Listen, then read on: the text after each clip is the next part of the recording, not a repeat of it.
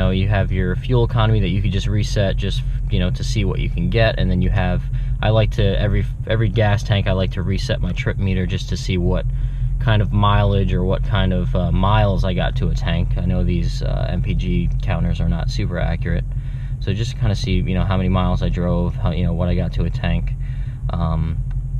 You got your audio here if you want to just see it popped up there. Any text messages, they get read to you, which is kind of nice. It's a speaker, I think, right there that kind of reads it to you, so it's kind of just only speaking to your ear. It's not the whole car, which is nice. Yes, as soon as I got out of the dealership, right next to you know, a main highway-ish type area, and yes, I did that. So you could kind of record your top speed, and then once again you could do all of your reaction times, 0 to 60, 60 to 0, you know, all that different kind of stuff through your performance pages. You have your vehicle info. Yes, I have a nail in my tire, so I have a slow leak. It is getting fixed today. That's that back left tire, so that'll be fixed. But and then you got your digital speedometer for when you're just cruising around, if that's what you like. But yeah, so I mean, that's my review of my 2017 Daytona. I love it. The transmission is amazing. It's not a dual clutch, but it's great because you're getting shifts that are pretty much as fast as a dual clutch, but you know, you're not getting any of the drawbacks. I know my brother, my friend has a 2016 Golf R, and he has the dual clutch in there. My brother has a 2013 or 2014 Volkswagen CC. He has the dual clutch in there, and you could tell, and during traffic, certain moments you could kind of confuse it a little bit, and it'll start banging and, you know, doing all this weird stuff that's not really normal of a, you know, an automatic with a torque converter. So, but this thing's great. Manual mode is great. You can floor it, you know, when you're in manual mode. I could be at 2,000 RPMs and I can put my foot to the ground. It will not downshift for me. So that's great because I like to have total control. Same thing, I could have it in manual mode. I can be in second gear, I can floor it, and it'll go to 6,000, a little past, and it'll just stay there, just bouncing off the rev limiter. It's not going to shift for you. It's not going to baby you.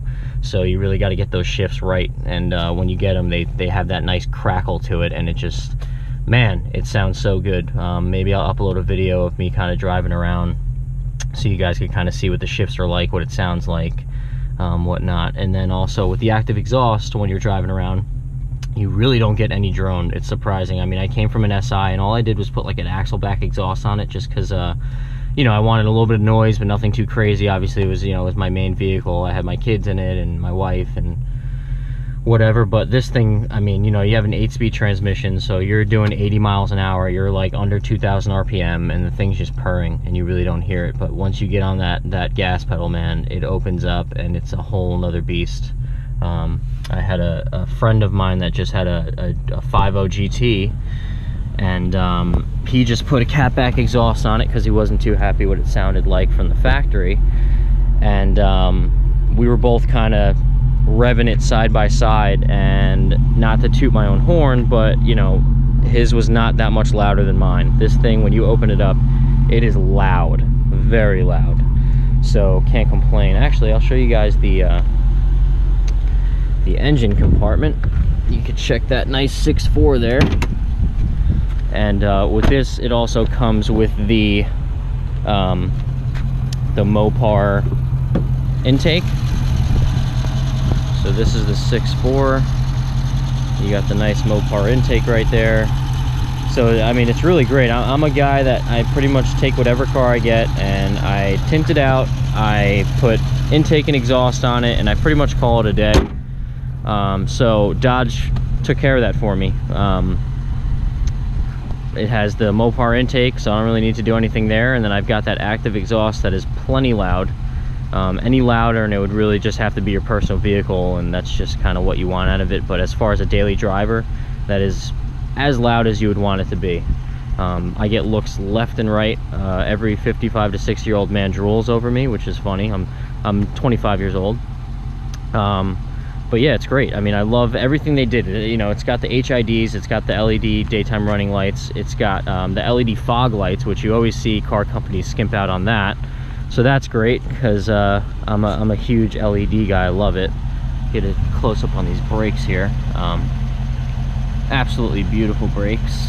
6 pistons, like I said before, off the Hellcat, 2-piece rotors. Those rims are beautiful. I love it.